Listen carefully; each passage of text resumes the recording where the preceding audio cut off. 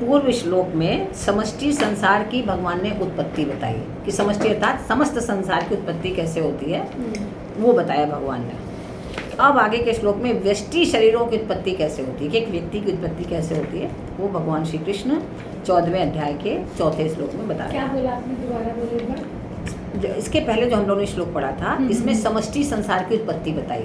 हाँ, पूरे संसार की प्रकृति योनि के रूप में बताया।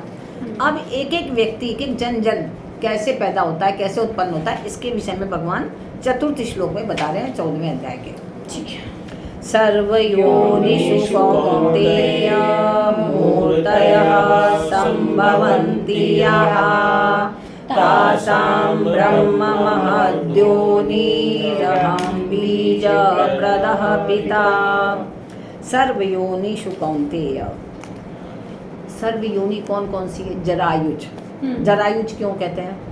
क्योंकि मनुष्य और पशु जरा में बंधे हुए उत्पन्न होते हैं, है ना, इसलिए उनको बोलते हैं जरायुज। बुढ़ापा आता है। नहीं, ये प्लेजेंटा होता है ना। हाँ, प्लेजेंटा जो होता है उसमें लपटे हुए पैदा होते हैं ना, मनुष्य भी और पशु भी, तो उनको बोलते हैं जरायुज। ठीक है। और फिर दूसरा बोलते हैं अंडज। तो जो अंडे से पैदा होते हैं कौन कौन होते हैं? पक्षी होते हैं, सर्प होते हैं, तो ये सब अंडे से पैदा होते हैं, इसलिए उनको हम कहते हैं अंडज। और कुछ को बोलते हैं श्वेतज। श्वेतज किसको बोलते हैं? जैसे जुआ है, जुआ है, लीक है, ये सब पसीने से पैदा होती है ना। तो इस प्रकार उद्भिज, उद्भिज किसको कहते हैं? जो पृथ्वी से उत्पन्न होते हैं, जैसे पेड़ पौधे, है ना, ये पृथ्वी से पैदा होते हैं, तो इनको बोलते हैं उद्भिज। तो संपूर्ण प्राणियों की उत्पत्ति के ये 4 स्थान हैं। 4 स्थान हो गए ना, जितने भी, अब इसके अलावा कोई नहीं पैदा होगा कहीं से, यहीं से पैदा होंगे सब। तो इन चारों में से एक एक स्थान से लाखों योनियां पैदा होती हैं, लाखों लाखों योनियां पैदा होती है एक स्थान से। उन लाखों योनियों से एक एक योनि भी जो प्राणी पैदा होते हैं, उन सब की आकृति, प्रकृति सब अलग अलग होती है। कोई भी ऐसा होता है जो एक जैसा हो? भले आप पशु को ले लीजिए, पक्षी को ले लीजिए, आप किसी को ले लीजिए, सब एक जैसे कोई भी नहीं है, सब अलग। आप देखो अंगूठे की छाप बनाई जाती है ना, सबकी अलग होती है, आंखों का बनाया जाता है, सबकी अलग अलग, सबका बिल्कुल अलग चिन्ह, अलग निशान, सब कुछ अलग होता है, स्वभाव भी सबका अलग होता है, एक होता ही नहीं है। तो एक योनि में, एक जाति में पैदा होने वाले प्राणियों की आकृति में भी स्थूल या सूक्ष्म भेद होता ही है। ऐसा नहीं होता कि मिलते जुलते हों।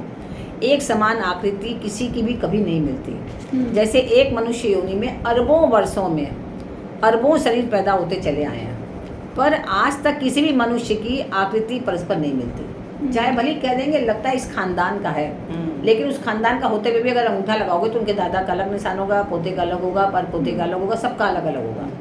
थोड़ा कुछ छाप लगेगी कि हाँ उस खानदान का है, उस वंश का है, या उस देश का है, ऐसा हम समझ सकते हैं। लेकिन अगर आप जब निशान देखेंगे तो पूरा सबका भिन्न ही होगा, एकदम एक जैसा नहीं होगा।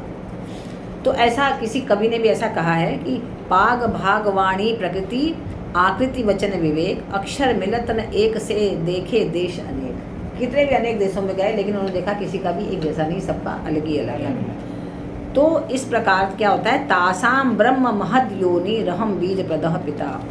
जो उपयुक्त 4 स्थान हैं, 84 लाख योनियाँ तो शरीर के पैदा होने के स्थान हैं, अलग अलग स्थान है शरीर के पैदा होने का। और उन सब योनियों का उत्पत्ति स्थान माता के स्थान में महद ब्रह्म अर्थात मूल प्रकृति है। वो माता की योनि से पैदा हो रहे, तो वो है मूल प्रकृति। इसीलिए जैसे पुरुष परम ब्रह्म और स्त्री प्रकृति, ना, ऐसे माना जाता है। तो ऐसे ही सामान्य जीव में पुरुष जो हम पुरुष देखते हैं और स्त्री जो महिला, ठीक है। तो हाँ, महत ब्रह्म वो उनकी मूल प्रकृति है, माता का स्थान, जो योनि के रूप में हमने पहले देखा पिछले श्लोक में, जो समष्टि के रूप में देखा था। अब एक एक व्यष्टि के रूप में हम देख रहे हैं। तो उस मूल प्रकृति में जीव रूप बीज का स्थापन करने वाला पिता मैं हूँ। भगवान कह रहे मैं हूँ, तभी पुरुष के वीर्य में वो जाता है। वो तो पहले केवल वो क्या जाता है, केवल थोड़ा थोड़ा अंश ही तो जाता है, आत्मा तो बहुत टाइम बाद आती है उसमें, तुरंत तो आत्मा आती नहीं है उसके में। तो भिन्न भिन्न वर्ण और आकृति वाले नाना प्रकार के शरीरों में भगवान अपने चेतन अंश रूप बीज को स्थापित करते हैं। उनका ही रूप है जो स्थापित होकर आ रहा है। आप जितने भी बैठे हैं सब, हम सब उनके ही रूप है, कोई अलग नहीं, सब वही है।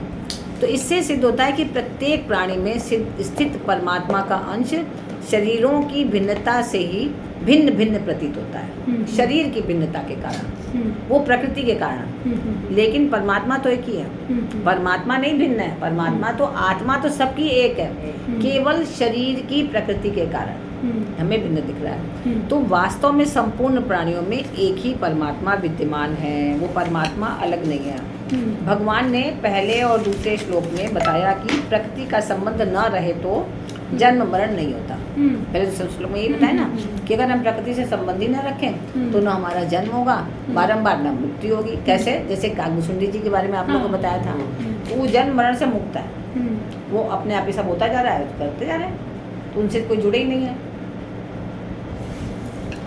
भगवान के यहाँ पर कहने का तात्पर्य यह है कि जन्म मरण में पड़ा हुआ होने पर भी, चाहे कितना भी प्रकृति से जुड़ा है, जन्म मरण के चक्कर में पड़ा हुआ है, लेकिन फिर भी वो अंश मेरा ही है।